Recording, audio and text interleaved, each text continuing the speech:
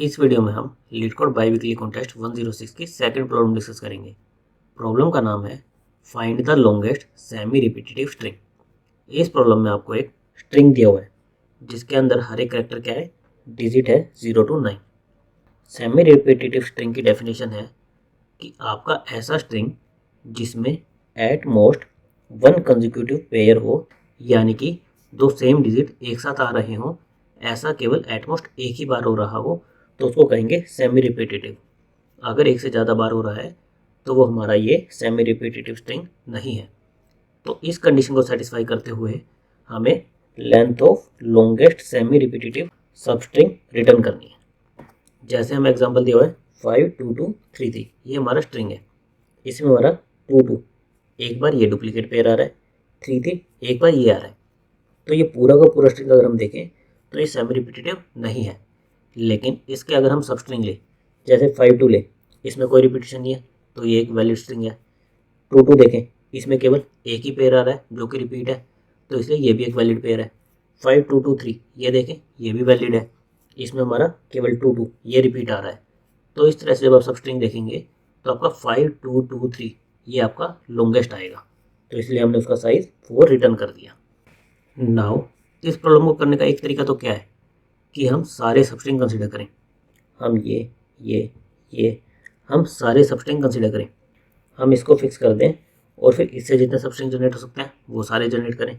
फिर इसको फिक्स कर दें, इससे जितने जनरेट हो सकते हैं वो सारे कंसीडर करें। इस तरह से हम दो लूप लगाकर सारे सबस्ट्रिंग को कंसीडर करें। फिर एक सबस्ट्रिंग में हमारा कोई रिपीटेशन आ रहा है नहीं, वो हम कैसे चेक कर सकते हैं? सिंपली हम लूप लगा लें। जैसे अगर हमारा यही सबस्ट्रिंग हो, इसमें कैसे चेक कर सकते हैं? हम आई और i+1 इनको कंपेयर कर लें। अगर ये सेम है तो इनका एक काउंट मेंटेन करके चलें कि हमें एक पेयर मिल गया। तो इस तरह से पूरे स्ट्रिंग को स्कैन करने के बाद आपको एक से ज़्यादा पेयर मिल जाए तो वो इनवैलिड है, अदरवाइज आपका एक वैलिड सबस्ट्रिंग है। तो जो भी आपको मैक्सिमम लेंथ का सबस्ट्रिंग मिले आप उसको स्टोर कर लें। लेकिन हमने इस टाइप की काफ़ी प्रॉब्लम्स की है जिसमें हमें लॉन्गेस्ट या स्मॉलेस्ट सबस्ट्रिंग निकालना होता था।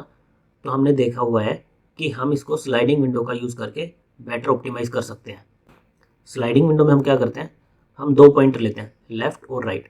हम एक विंडो मेंटेन करके चलते हैं हमारे वैलिड सबस्ट्रिंग की, और उस विंडो को एक्सपेंड या फिर कॉन्ट्रैक्ट करते रहते हैं डिपेंडिंग ऑन कि हमारी विंडो अभी वैलिड है या फिर इनवैलिड हो चुकी है।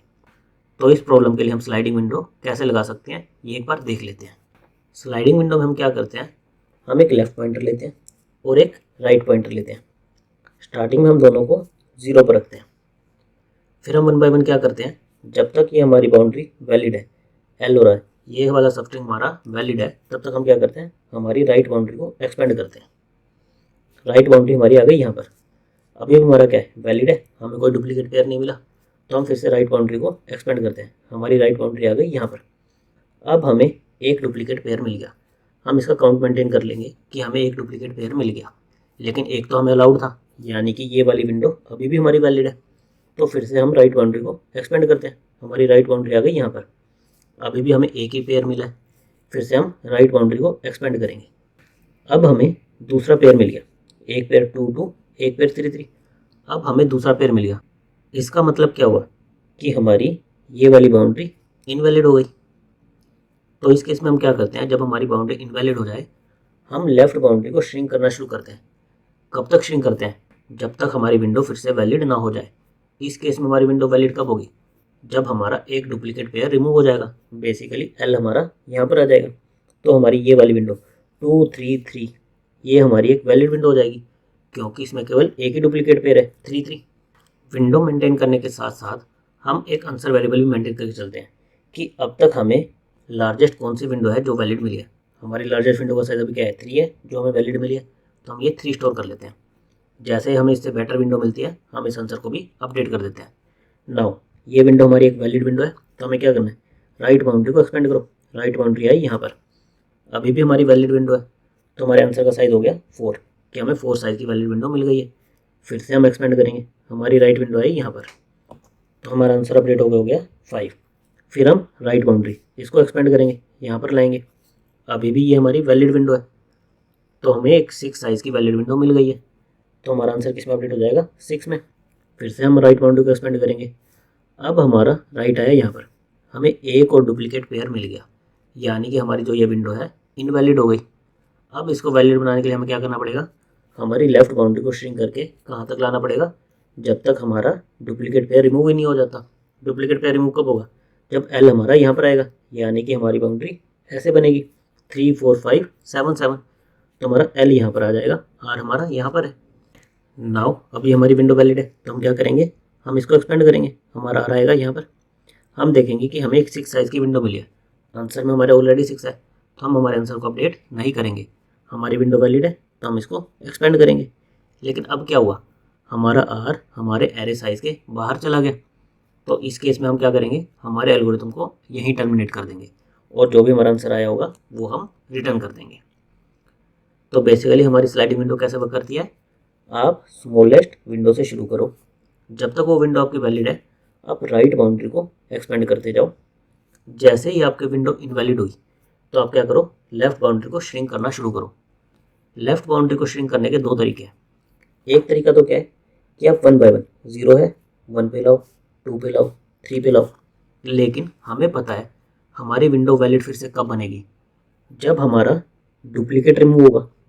बेसिकली जब हमने ये विंडो ली थी 5 2 2 3 3, तो हमने एल को 0 से डायरेक्ट 2 पर शिफ्ट करें तो हमारा एक वैलिड विंडो बनेगा।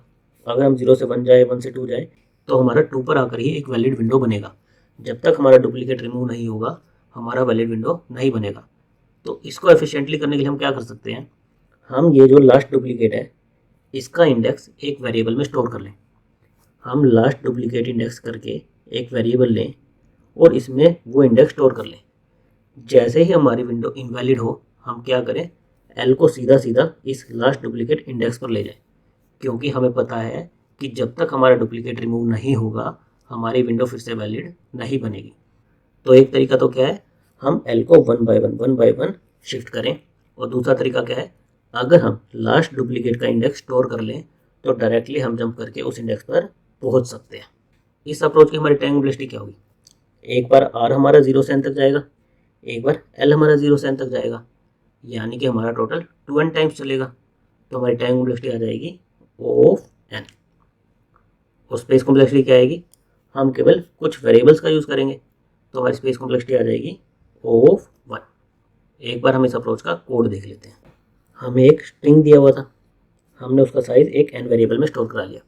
फिर हमने एक आंसर वेरिएबल ले लिया जो कि हमारे आंसर को स्टोर करेगा। फिर हमें स्लाइडिंग विंडो के लिए क्या चाहिए होता है, एक लेफ्ट बाउंड्री एक राइट बाउंड्री। तो हमने इन दो वेरिएबल्स को इनिशियलाइज कर दिया। साथ में हमने एफिशिएंटली एल को डायरेक्ट डुप्लीकेट रिमूवल पर शिफ्ट कर सकें, उसके लिए हम लास्ट डुप्लीकेट का इंडेक्स स्टोर करेंगे। तो हमने एक और एडिशनल वेरिएबल ले लिया।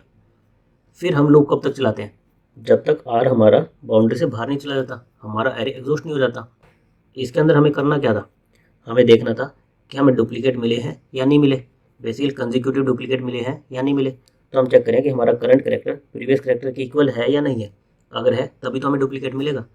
अगर हमें डुप्लीकेट मिल गया है तो उस केस में हम क्या करेंगे, हम चेक करेंगे कि क्या हमें पहले भी डुप्लीकेट मिला हुआ था या नहीं हुआ था। स्टार्टिंग में हमने इसको क्या रखा है 0, कि अभी तक हमें कोई डुप्लीकेट नहीं मिला है। जैसे ही हमें कोई डुप्लीकेट मिलेगा इसमें हम उसका इंडेक्स स्टोर कर लेंगे, यानी कि ये नॉन ज़ीरो हो जाएगा। तो हम ये चेक करें कि क्या हमें पहले भी डुप्लीकेट मिला हुआ है या नहीं मिला हुआ। अगर मिला हुआ है इसका मतलब क्या हुआ कि हमारी विंडो इनवैलिड हो गई। हमें लेफ्ट बाउंड्री को उस इंडेक्स पर लेके जाना है जो हमने लास्ट डुप्लीकेट इंडेक्स स्टोर किया था, वहाँ पर डायरेक्टली लेके जाना है। तो हमने लेफ्ट बाउंड्री को शिफ्ट कर दिया और साथ में हमने क्या स्टोर कर लिया, अब हमारा लास्ट डुप्लीकेट इंडेक्स कौन सा हो जाएगा, आर। ये जो अभी हमें डुप्लीकेट मिला था ये हमारा लास्ट डुप्लीकेट का इंडेक्स हो जाएगा, क्योंकि हमने पिछले वाले डुप्लीकेट को तो हमारी विंडो से रिमूव कर दिया है। कैसे रिमूव कर दिया है, हमारी एल बाउंड्री को अपडेट करके।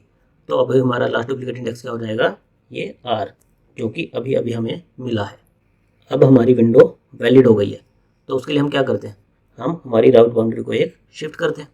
तो हमने वही किया, लेकिन साथ में हम हमारा आंसर भी मेंटेन करके चलते हैं कि अब तक जो हमें मैक्सिमम आंसर मिला है या फिर हमारी करंट विंडो का साइज़। तो हर एलिमेंट को प्रोसेस करने के बाद हम हमारे आंसर को अपडेट करेंगे। अगर हमारी विंडो वैलिड है तो राइट बाउंड्री को आगे लेके जाएंगे, अगर हमारी विंडो वैलिड नहीं है तो हम लेफ़्ट बाउंड्री को अपडेट करेंगे। तो इस तरह से हम स्टैंडर्ड हमारी स्लाइडिंग विंडो को अप्लाई करेंगे। लास्ट में जो भी हमारा आंसर आएगा उसको हम रिटर्न कर देंगे। हमारी टाइम कॉम्प्लेक्सिटी क्या आएगी, O ऑफ n और स्पेस कॉम्प्लेक्सिटी क्या आएगी, O of 1। Thank you guys.